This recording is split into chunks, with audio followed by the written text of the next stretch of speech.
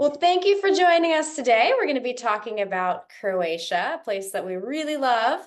So we'll tell you a little bit about Traverse Journeys just to start. So Andrea, I'll let you move the slides. So I'm here. My name's Ashley. I'm the founder of Traverse Journeys, and we have Andrea, our administrative coordinator. And we run trips in about 25 different countries across the globe. We have an impact-focused model for our trips. So all about people and impactful experiences, supporting the local economy, really immersive experiences in nature, and purpose-driven trips. So we have a community partner for each one of our trips, a nonprofit that we do activities on the ground, and a donation for your trip goes there. So I'll let you keep going, Andrea. These are some examples of some of the trips, experiences that we have. Go ahead and keep going, Andrea. Sorry, we couldn't get, my computer was not cooperating with the slides, so Andrea's going to keep moving forward. You can keep going. So perfect. So today, as you know, we're talking about Croatia. So we're going to give you a little bit of a snapshot of the country, talk about geography, climate, some of the history, important cultural points.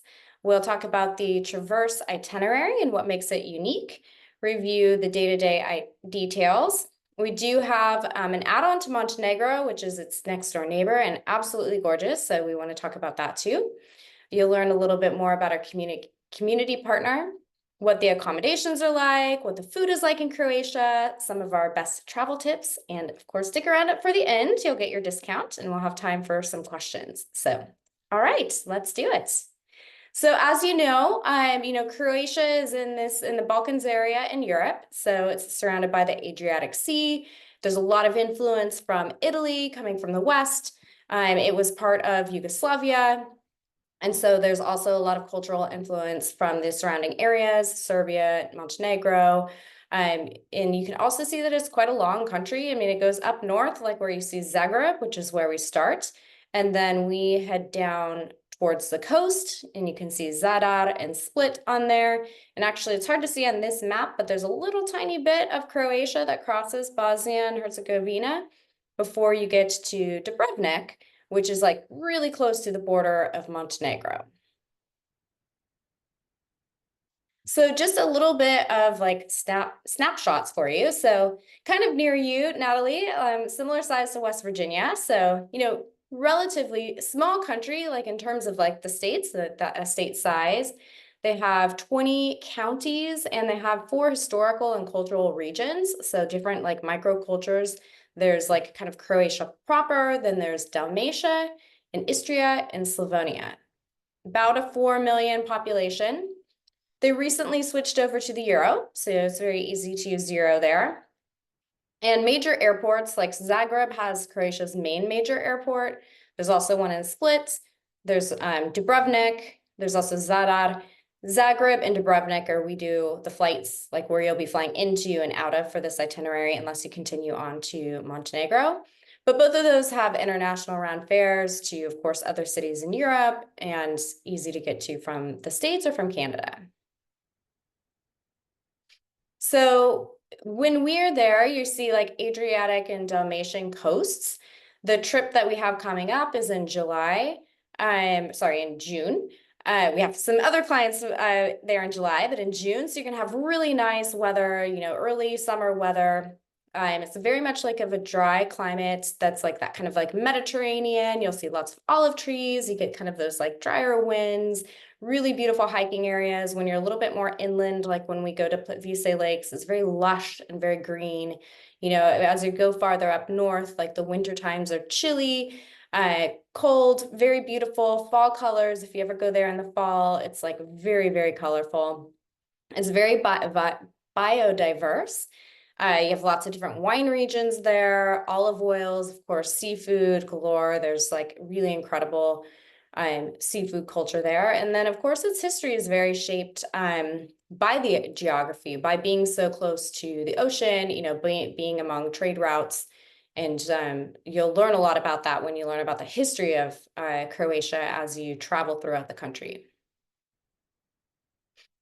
So just kind of for like the shortest history lesson ever, but like you have in the background coming in with all of these influences. So Roman, Venetian, Ottoman, Austrian, all through these kind of different historic time periods that come through Europe. And so you see this in the architecture, you see this a lot in the food. You can see in some parts of the country some like religious influence, especially again, kind of going back to architecture as well. For more recent history, it was part of Yugoslavia and it gained its independence nearly 30 years ago. They do speak the Croatian language, which they can quite easily talk to other, languages like Montenegrin, for example, with some, slight differences. So one of the reasons, why come to Croatia with Traverse?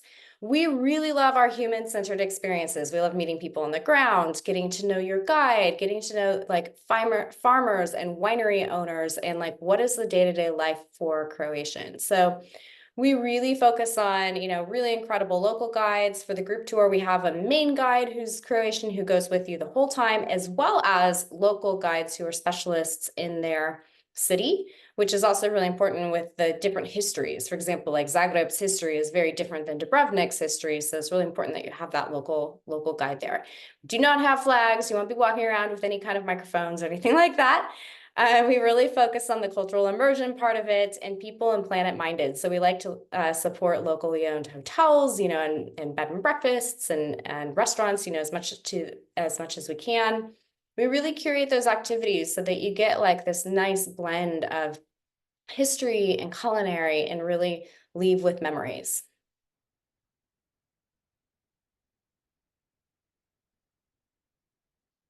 So a few of the highlights.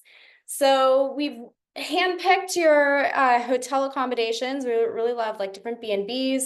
What's kind of cool about Croatia is you really see the historic influence in the architecture. So you'll see some that have a lot more of like that Yugoslav time period element and feel to them. You kind of feel like you step back in time. Then we have other places that are more modern, but kind of like modern cozy, almost have like that almost like a Scandinavian kind of influence feel to it. Like there's one in particular that I absolutely love, has like the most amazing farm to table breakfast I think I've ever had. So nice like variety of your bed and breakfast that you get and hotels that you get. There are many UNESCO highlights throughout Croatia, so we make sure and hit those for you in each of the key cities in Zagreb, Zadar, Split, and Dubrovnik. And of course, we take a hike at Plitvice Lakes, which is absolutely gorgeous. We'll talk a little bit more about Plitvice, but there are a lot of different hiking trails, but we have like a curated route for you to go, can also, depending on your, fitness level or how long you want to be hiking, there are options. Croatian cuisine is fantastic. It's very fresh, it's very seasonal. So we make sure that you get to try like the different types of food and types of cuisine. At the very end, we have a traditional cookout dinner. It's called a Peka dinner, served at a local home. So that's always a highlight. As I mentioned before, really personal guides with like niche experience, extremely deep knowledge on history. We really love that part because I think that that's one of the aspects of Croatia that people come away with really surprised. Like they didn't know there's so much history. All of our trips have a give back component with our community partner. In Croatia, our community partner is focused on ocean conservation. Croatia actually gets a lot of the waste that flows into the waters, and that can be a big problem, like coming onto a number of the shores. In the past, we even did like an ocean cleanup day with some of our partners.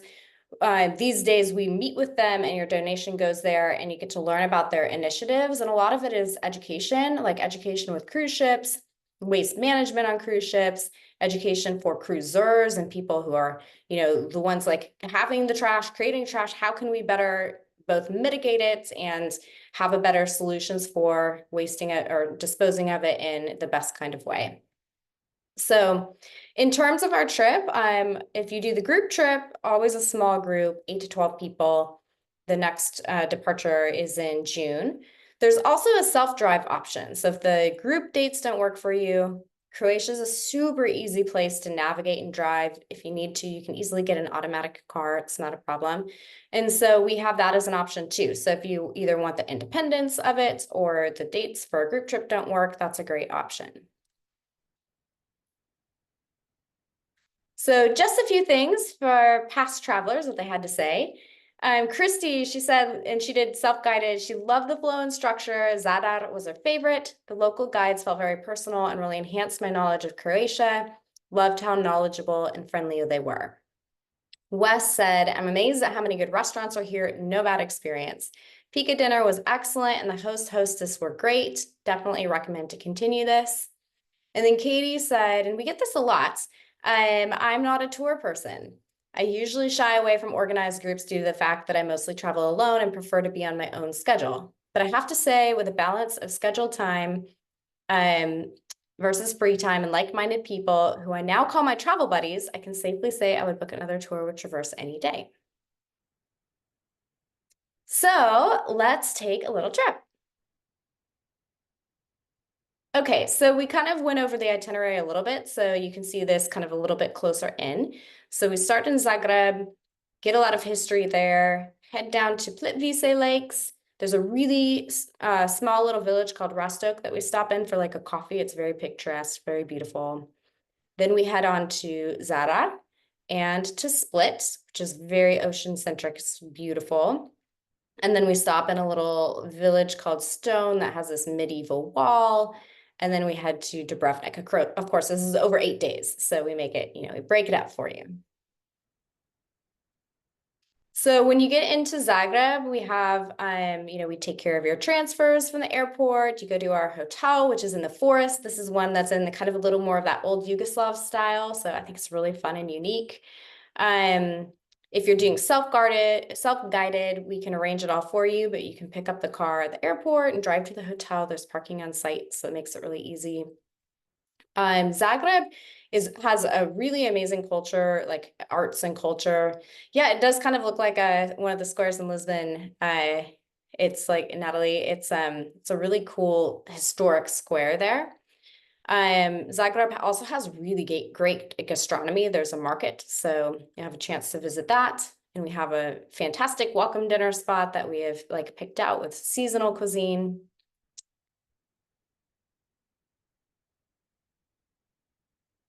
And then you've got some free time. We like to give you free time in places like in Zagreb, there's the Dolak market, which is a really historic market. It's also a great place for like snacks, like all kinds of fruits and vegetables and nuts. And it's fun to see what's in season. When you're going on your walking tour, you'll go through some of these historic tunnels. And the square in the previous picture is where we meet. So you'll learn a lot about the history. There's medieval buildings that you can go to. There's more modern history with the Homeland War Museum. There's a Museum of Broken Hearts. There's a National Theater. So there are lots of options of things to do in Zagreb while you're there. Just a few more pictures, some of these tunnels. And then when we head over to Plitvice, if you've seen pictures before, it's just super vibrant with colors, like the turquoise and that like cenote blue. There's 16 natural lakes. It's a UNESCO heritage site. We spend a few hours hiking. We have a picnic lunch. We stop, like I mentioned, in Rostock. And then when we're done, we head off to Zadar, where you can get some like really incredible seafood. So be getting some of the Dalmatian coast cuisine. So Zadar and Split. So like in the morning, Zadar has this ocean like organ that's really interesting. It's a small town, but it's a really beautiful like place to just kind of go meander around in the morning. This is where we stay in Zadar. One of the hotels is like one of the more like boutique ones. It's like really pretty design with a really incredible breakfast spread. So from Zadar, we head out and we stop at a family-owned estate. So you get to try some like have a lunch with their whatever's in season and cured meats and wines and cheeses. It's really like nice family-owned place. And then when we get into Split, we either do it the afternoon that we arrive or the next morning, depending on like kind of the timing and the group size. But Green Sail, our community partner, also does a really fantastic tour for us of Diocletian's palace, which if you've seen Game of Thrones, there's of course some, shots from that in there, and it's also extremely historic. It's like stepping back in time. What's nice about the orientation tour is that you get to see it and learn some of the history. And then if you're wanting to do more, there's like a museum there. There's other things you can do. So when you have your free time, like the rest of that day and the next day, you can kind of like pick your adventure. Especially if you really like history, there's some great options. There's also a spot called Marjan Hill that has like really incredible sunset views. If you're going in, like June, you'll have like nice later sunsets. And there's incredible cuisine. You really can't go wrong. And they also have this infusion rakia, which is like a botanical spirit. It's really good. So it's a fun place to try those. So as I said, you'll have a free day. There's lots of different options that you can do. You can't get bored and Split. So you can dive in more with Diocletian's palace. There's also a medieval castle fortress that is like a short taxi ride away, super easy to get to. If you're into beaches, there's lots of beaches in Split as well. And our guide can also help, if you're looking for a specific kind of food, like there's the Dalmatian specialties, but this is really where you'll see that like Venetian and Italian influence in the food. In some ways, you feel like you could almost close your eyes and you could be in the Italian Mediterranean. More pictures of Split. Super beautiful, very historic. And then we keep driving. So we go on, we're headed towards Dubrovnik. We stop in this little town called Ston. It's really famous for its oysters. So we make sure and get some oysters and Croatian specialties, some more Croatian wine. It's a chance to hike the wall. If you're interested in that, you can kind of see in this bottom picture the medieval wall. And then it will take our time and arrive in the evening in Dubrovnik. So Dubrovnik, you probably know from photos as well, and of course, like Game of Thrones and whatnot, but it's also a very historic city, and it's one of the ones where you have like the walled city and then the outside of the city. We stay a little outside of the city for various reasons. Logistically, it can be a little hard to be in the walled city, but it's like not that far of a walk away. Dubrovnik is a little bit hilly, so you get a little, good little exercise in there.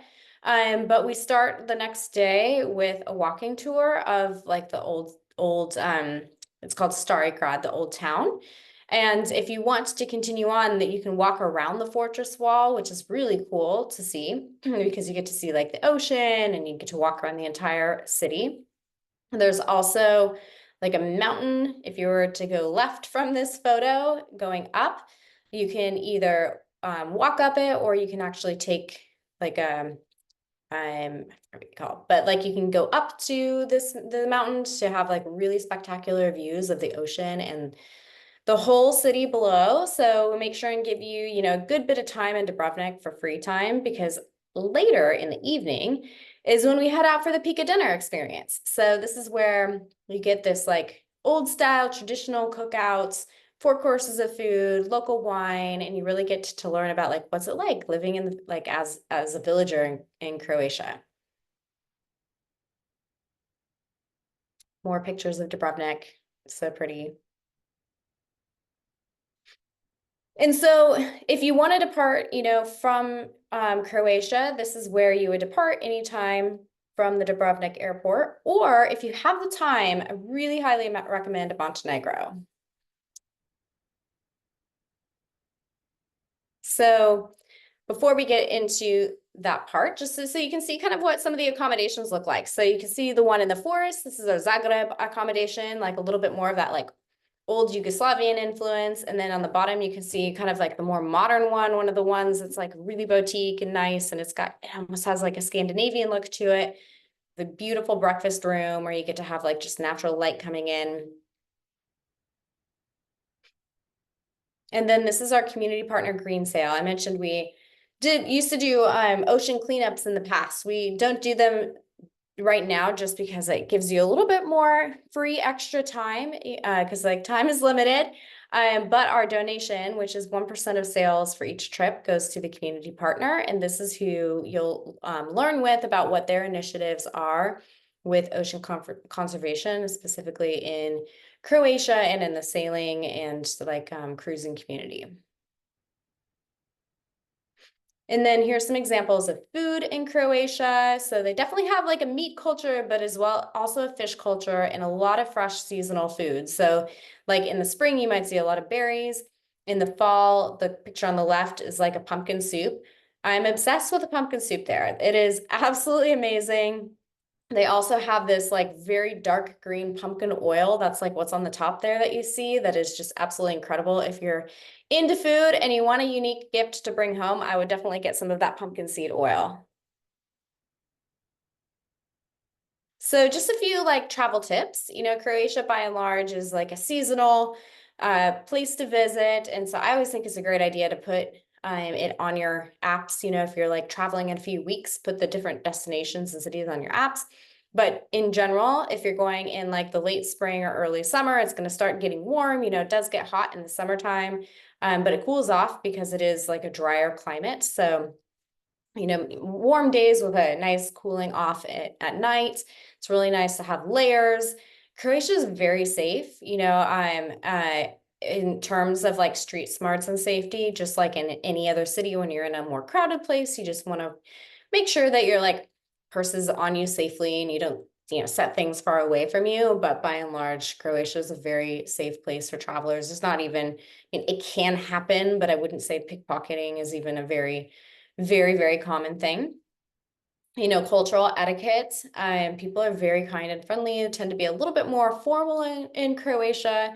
In fact, with dress, they can be quite formal. So, we might go to a coffee in like athleisure wear, whereas like if you're going to a coffee in Croatia, you're gonna like dress nice, you're gonna have on like some nice jewelry, you're gonna do your hair, do your makeup. So very much kind of that like Euro chic style. And we have lots of packing guides. In fact, we have one that is like how to pack for a trip for Europe. So that if you, plan this trip, we'll send that to you to help out with some, good choices. They love their white tennis shoes, for example. It's actually really common to dress up like in a blazer and jeans and white tennis shoes, like that's kind of a look. So you can be a little combination of dressed up, but also comfortable for lots of walking. So now we'll talk a little bit about Montenegro. So just to kind of orient you again, like you can see Dubrovnik on the left. So Montenegro's got like Bosnia-Herzegovina above it, and then just that little bit of Croatia, at the very corner. So we head to first a couple of specific sites. There's quite a few UNESCO heritage sites, the Bay of Kontor and Perast. And then Montenegro is really known for its nature. It's absolutely gorgeous. So, and this should say Scatterso Lake. It's missing an S, but we go kayaking, which is really beautiful and fun. You don't have to be like super fit or anything to go kayaking. We make it really fun and safe and easy for you. And then we do a cozy mountain homestay and a hike in Dormator National Park. That's where this picture is. And I think one of the best things about Montenegro is it's led by our local guide, Ivana. She's like one of the few female guides in the country. She's really incredible. She knows like the back of her hand. She's born in Serbia, which was part of, Yugoslavia at the time. So like, and has lived in this part of Montenegro for a long time. So here are a few pictures. That's me and Ivana. Last time I was there doing a little cookout in her backyard.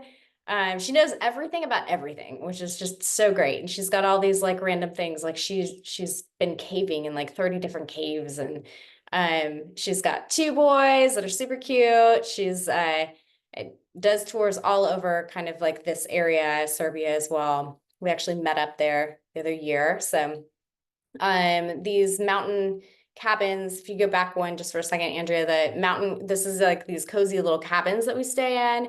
They serve you the most delicious like mountain home breakfast, so you will not go hungry there at all, which is good fuel for the hike. And so here's some pictures from the hike. It does like snow in the winter, so when we head there, kind of May through September. You get like, really navigable weather and like photos like this. If you were to do self-guided a little bit later in the year or earlier in the year, whichever way, it's still possible to do a lot of this. We might just shift the itinerary a little bit depending on, the roads and all of that. More pictures of the park. Really gorgeous hiking. I mean, you can do a long full day hike. We can shorten it. It depends on like the group and their needs, but there are options. And then this is called Zablak. And then this is the lake that I was mentioning where we go kayaking and you get like, it's a huge, huge lake and we do like a fish lunch afterwards. It's really delicious from coming straight from the lake. Can't get much more fresh than that. And then what I mentioned is these UNESCO sites, Kotor and Budva. They are also very, very historic, buildings and history. It goes back into medieval times. And so there are also some of the walled areas that you can see as well. So, our next group trip in June, 15th to 22nd this year. This is our special, so $200 off for the group trip. So if you sign up by February 15th, we'll give you that. That should say 215.25, not 15, of course. And then if you do the self-guided trip, you'll also get, that's my mistake. You'll also get $100 off, and you can use the code Croatia Live when you sign up. And then more events coming up. So we've got one on Greece coming up on February 19th, and we'll have more coming up soon. So, all right. Do you have any questions that we can help with? Anything? Feel free, and you can type it in the chat or you can put yourself on so we can hear you either way.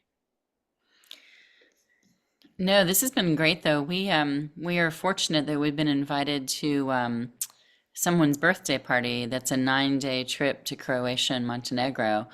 And so we're doing that this May. But I wanted to listen to your webinar because I really want to be working with you guys long term. I feel like there'll be more and more travel in my life where I'm looking for a group because I'll be traveling more on my own. My husband's not as mobile these days. And one of the things I noticed in your photo, at least, is it looks like it's an awful lot, which I like, of women, as opposed to, I mean, so in other words, I've been looking for sort of women's travel groups, and I know Traverse doesn't say that, but it feels like you are more focused on women, maybe. Is that true? I mean, we tend to draw more women. Last year I did all the stats and we had like 85% women. And it's Uh, not necessarily by design, but it just maybe, I think there's a variety of factors. We get a lot of solo female travelers, like you're yeah. saying, who maybe their partner doesn't want to or can't travel as much, but they want to get out there and meet people. We sometimes do have specific women's retreats, but they're in our retreat category, usually more like we have one retreat leader who does somatic therapy. Mhm. So we have some that are more specific for that. We Okay. do sometimes have men's group. We have a men's retreat for hiking Everest Base Camp Yeah. coming up in March. So, but yeah, we do get a lot of females and we get a lot of like really wonderful males as well on trips. And yeah, and it's really fun. It's fun to see people bond and continue their friendships and maybe travel together again. So, I see another one. Do you find a roommate or match people? So so the automatic booking is like double occupancy. So we'll assign you with the same gender, or you can upgrade if you want your own room. It's just the my own room upgrade. So that's fine. And general average age, we get a range. 40s, 50s would probably be the average. I think on last year's statistics, like a female 52-year-old was the average. But we do get a range because we get a lot of like mother daughters, for example. So we'll have, a mother in her 50s or 60s with a daughter in her 20s or 30s. We've had people in their 80s, we have like a good handful of people who come in their 30s. So good range. Any other questions? Oh, on the Greece thing, as you were talking, and I love your slogan, by the way, the people and the purpose. I mean, all of that really appeals to me, and the planet. Um, we have friends that run trips in Greece, And since you already have a Greece trip, maybe, you don't need more connections there. But I think that the mindset would be compatible. And it's possible that there would be something that you all would, be able to explore together. We were fortunate to go on their kind of a boat was it last year or 2 years ago? 2 years ago. And they only go to small islands near Athens and peninsula towns. And they kind of know everybody. Like the man grew up there. And so he knows all of the small restaurant owners, all of the people who have the different farms and, products and everything. Like, so we just had a lot of immersion, and they know the Greek history and the temples, and they do yoga and Tai Chi. His wife is a Tai Chi master and he's a yoga master. Anyway, long story short, I wonder, would you be interested to be introduced at least? And then obviously, take it or leave it. But I wondered, it just feels like there's some compatibility. Yeah, I mean, you're more than welcome to send an Mm. email. Absolutely. Okay. Yeah, sounds like just the mindset. Yeah, we love our captain. He like literally knows everyone on the Okay. island. It's really fun to see him do his work because he's like Good. a couple different phone calls and suddenly like you're on e-bikes and you're eating seafood and you're like doing all Uh, these things and at a Wonderful. winery. Yeah, it's Wonderful. fantastic. Good, good. Great. Yeah, Yeah, thank you. This was wonderful. Thank you. welcome. So welcome. Any other questions from anyone? No? Andrea, do you want to add anything? No? All right. Well, stay tuned. We'll be sending out an email soon with some upcoming more events on Morocco, Mexico, Jordan. What else? More's coming. Machu Picchu. So stay Ah, tuned. And thanks for joining us today. yeah, I'd love to do the Machu Picchu, by the way, but I can't do it this year. We're already kind of heavily booked with our time, but I'd love to do a 2026 Machu Picchu. And It's it never sounds too early to get going. And I'm gonna get okay. May and September dates up soon. So Ooh, good. Thank you. Uh, All that's right. one of those trips you want to reserve in That's advance. what I've heard, and I would love to do that next year. So, yeah, I'll be paying attention closely to when you post that because I feel like you're a company that makes sense for me as a person, and I would love to do that trip with you guys. awesome. We would love that. Well, we know Thanks. your name and your face now, so that's Thank you. great. We'll keep All an eye right. Take out. care. All right. Thanks all. Thanks. Take care. Bye-bye. Bye.